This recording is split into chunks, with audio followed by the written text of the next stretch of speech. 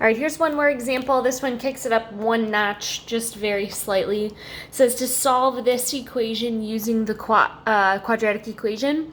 The only difference here is that we have no c and we have a number off to this side. So all you want to do is rearrange that to get it into the standard form of ax squared plus bx plus c equals 0 so that you can accurately define a, b, and c, right? So if I have 4x squared minus 4x equals -1, I want to move this over to the other side so that I know that my c really is a positive 1. So I've got 4x squared minus 4x plus 1 equals 0. Now I know that a is 4, b is -4, and c is a positive 1. So now you can take your quadratic equation, x equals the opposite of b plus or minus the square root of b squared minus 4ac all over 2a. And then you can just substitute a, b, and c into your equation here and simplify.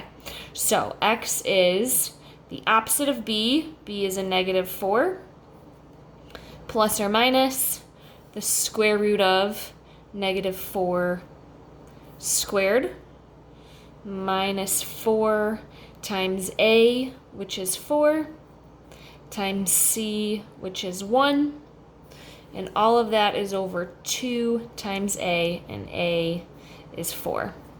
All right, now we can simplify.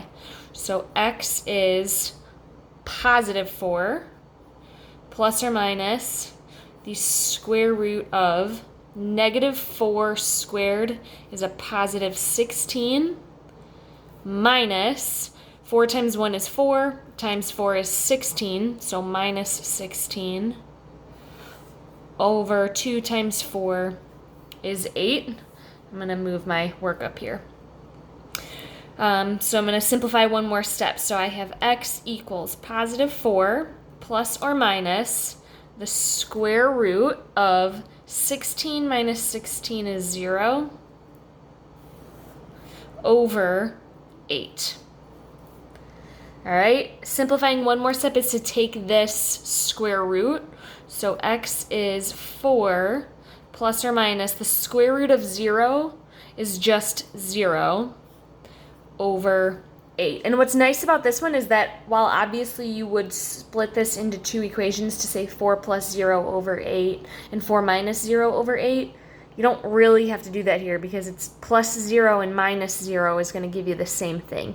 So you end up with x is 4 over 8, which simplifies to x is 1/2 is your final answer there.